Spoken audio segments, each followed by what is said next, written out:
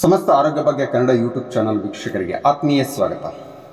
ವೀಕ್ಷಕರೇ, ಗುಣವಾಗದ ಕಾಯಿಲೆಗಳಿಗೆ ಅಗಸೆ ಬೀಜಗಳು ಮ್ಯಾಜಿಕ್ ಥರ ಕೆಲಸ ಮಾಡುತ್ತವೆ ಅಂದರೆ ನೀವು ನಂಬ್ತೀರಾ?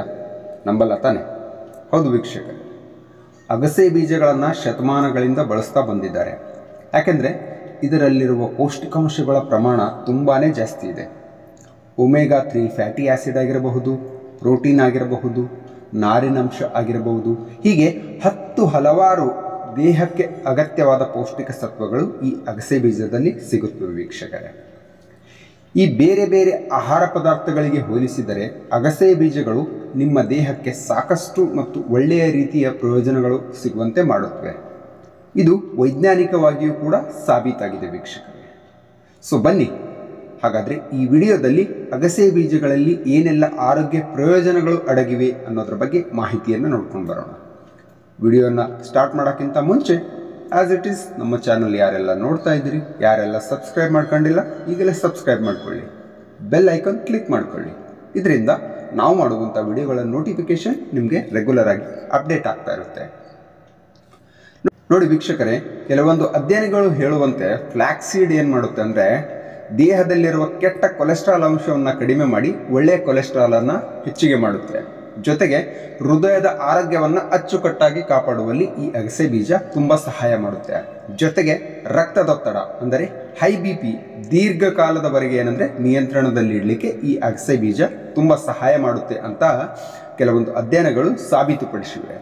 ಇನ್ನು ನಿಮ್ಮ ದೇಹದಲ್ಲಿ ನಿಯಂತ್ರಣ ಮಾಡಲಾಗದ ರೀತಿಯಲ್ಲಿ ಮಧುಮೇಹ ಏನಾದರೂ ಇದ್ದರೆ ಅಥವಾ ಸಕ್ಕರೆ ಕಾಯಿಲೆ ಇದ್ದರೆ ನಿಮ್ಮ ರಕ್ತದಲ್ಲಿನ ಸಕ್ಕರೆ ಪ್ರಮಾಣವನ್ನು ನಿಯಂತ್ರಣ ಮಾಡುವಲ್ಲಿ ಈ ಅಗಸೆ ಬೀಜ ತುಂಬ ಪ್ರಮುಖ ಪಾತ್ರ ವಹಿಸುತ್ತೆ.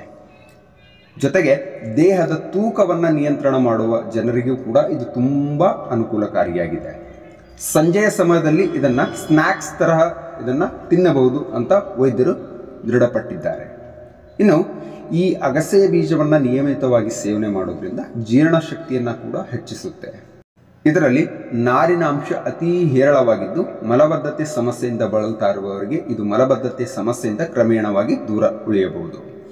ಈ ಅಗಸೆ ಬೀಜವನ್ನು ನೀವು ನಿಯಮಿತವಾಗಿ ಸೇವನೆ ಮಾಡ್ತಾ ಇದ್ದರೆ ಆಹಾರ ಚೆನ್ನಾಗಿ ಜೀರ್ಣ ಆಗಲು ಮತ್ತು ಕರುಳಿನ ಚಲನೆಯನ್ನು ಉತ್ತಮಗೊಳ್ಳಲು ಇದು ಅಗಸೆ ಬೀಜ ಸಹಾಯ ಮಾಡುತ್ತೆ ವೀಕ್ಷಕರೇ. ಇನ್ನು ಈ ಸಸ್ಯಾಧಾರಿತ ಪ್ರೋಟೀನ್ಗಳು ಈ ಅಗಸೆ ಬೀಜದಲ್ಲಿ ಹೆಚ್ಚಾಗಿ ಕಾಣಸಿಗುತ್ತವೆ.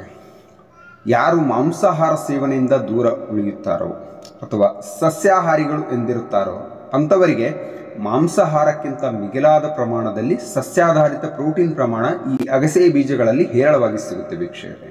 ಇದು ದೇಹಕ್ಕೆ ತುಂಬ ಸಹಕಾರಿ ಎಂದು ವೈದ್ಯರು ಕೂಡ ಅಭಿಪ್ರಾಯಪಟ್ಟಿದ್ದಾರೆ. ಇನ್ನು ಈ ನಿಯಮಿತವಾಗಿ ಅಗಸೆ ಬೀಜವನ್ನು ಸೇವನೆ ಮಾಡೋದ್ರಿಂದ ರೋಗ ನಿರೋಧಕ ಶಕ್ತಿಯನ್ನು ಕೂಡ ನಾವು ಹೆಚ್ಚಿಸಿಕೊಳ್ಳಬಹುದು. ಯಾಕಂದರೆ ಅಗಸೆ ಬೀಜಗಳಲ್ಲಿ ವಿಟಮಿನ್ C ಪ್ರಮಾಣ ತುಂಬ ಇದೆ.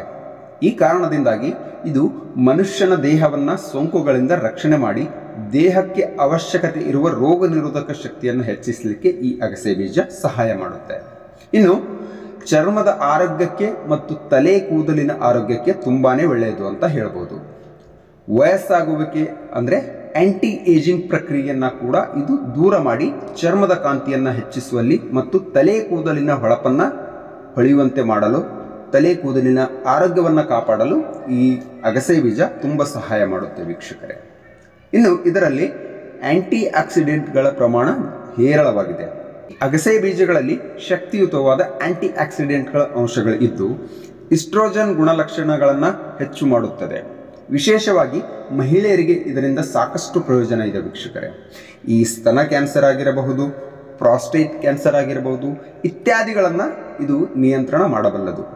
ಇನ್ನು ಕೆಲವೊಂದು ಸಂಶೋಧನೆಗಳು ಏನು ಹೇಳ್ತವೆ ಅಂದರೆ ನಿಯಮಿತವಾಗಿ ಈ ಅಗಸೆ ಬೀಜಗಳನ್ನು ಸೇವನೆ ಮಾಡೋದ್ರಿಂದ ಮೆದುಳಿನ ಕಾರ್ಯಚಟುವಟಿಕೆಯನ್ನು ಹೆಚ್ಚಿಸಬಹುದು ಅಂತ ಹೇಳುತ್ತವೆ. ಋತುಬಂಧದ ರೋಗ ಲಕ್ಷಣಗಳನ್ನು ಮತ್ತು ಮಾನಸಿಕ ಖಿನ್ನತೆಯಂತಹ ಸಮಸ್ಯೆಗಳಿಂದ ಇದನ್ನು ನಿಯಂತ್ರಣ ಮಾಡಬಹುದು ಅಂತ ಹೇಳುತ್ತಾರೆ. ಇನ್ನು ಅಗಸೆ ಬೀಜವನ್ನು ಆಯುರ್ವೇದಿಕ್ ರೂಪದಲ್ಲಿ ಯಾವ ರೀತಿ ಬಳಸಬಹುದು ಅಂತ ನೋಡೋದಾದರೆ ಈ ಅಗಸೆ ಬೀಜಗಳು ಸಿಹಿ ಮತ್ತು ಕಹಿ ಅನುಭವ ನೀಡುತ್ತವೆ. ಪಾರ್ಶ್ವವಾಯು ಆಗಿರಬಹುದು, ಅರ್ಥರೈಟಿಸ್ ಆಗಿರಬಹುದು ಇತ್ಯಾದಿ ವಾತ ಸಂಬಂಧಿತ ಕಾಯಿಲೆಗಳಿಗೆ ಇದರಿಂದ ಪರಿಹಾರ ಸಿಗುತ್ತೆ ವೀಕ್ಷಕರೇ. ನಾವು ಇಷ್ಟೆಲ್ಲ ನೋಡಿದ್ವಿ. ಹಾಗಾದರೆ ಈ ಅಗಸೆ ಬೀಜಗಳ ಸೇವನೆಯನ್ನು ಯಾವ ರೀತಿ ಮಾಡಬೇಕು ಅನ್ನೋದ್ರ ಬಗ್ಗೆ ನೋಡ್ಕೊಂಡು ಬರೋಣ. ವೀಕ್ಷಕರೇ, ಈ ಅಗಸೆ ಬೀಜಗಳನ್ನು ನೀವು ಹಾಗೇ ತಿಂದರೆ ನಿಮ್ಮ ಮಲ ವಿಸರ್ಜನೆಯಲ್ಲಿ ಅವು ಅದೇ ರೀತಿ ಹೊರಗಡೆ ಬರುತ್ತವೆ. ಸೊ ಹಾಗಾಗಿ ನಾವೇನು ಮಾಡಬೇಕು, ಆ ಅಗಸೆ ಬೀಜಗಳನ್ನು ಕುಟ್ಟಿ ಪುಡಿ ಮಾಡಿ ತಿನ್ನಬೇಕು. ನಿಮ್ಮ ಮೈಕೈ ನೋವು ಮತ್ತು ಚರ್ಮದ ಸಮಸ್ಯೆಗಳು ಸೇರಿದಂತೆ ಗಾಯಗಳು ಬಹುಬೇಗನೆ ಪರಿಹಾರ ಆಗುತ್ತೆ ವೀಕ್ಷಕರೇ. ಇದಕ್ಕಾಗಿ ಅಗಸೆ ಬೀಜದ ಎಣ್ಣೆಯನ್ನು ನೋವಿರುವ ಜಾಗ ಅಥವಾ ಸಮಸ್ಯೆ ಇರುವ ಚರ್ಮದ ಮೇಲೆ ಮಸಾಜ್ ಮಾಡಿಕೊಳ್ಳಬೇಕು. ಆದರೆ ಈ ಅಗಸೆ ಬೀಜವನ್ನು ಯಾರೆಲ್ಲ ಸೇವನೆ ಮಾಡಬಾರ್ದು ಅನ್ನೋದ್ರ ಬಗ್ಗೆ ಒಂದು ವಿಷಯ ನೆನಪಲ್ಲಿರಲಿ ವೀಕ್ಷಕರೇ. ಯಾಕಂದರೆ ಈ ಅಗಸೆ ಬೀಜಗಳು ದೇಹದಲ್ಲಿ ಪಿತ್ತ ಮತ್ತು ಕಫದ ಪ್ರಭಾವವನ್ನು ಹೆಚ್ಚಿಗೆ ಮಾಡುತ್ತವೆ.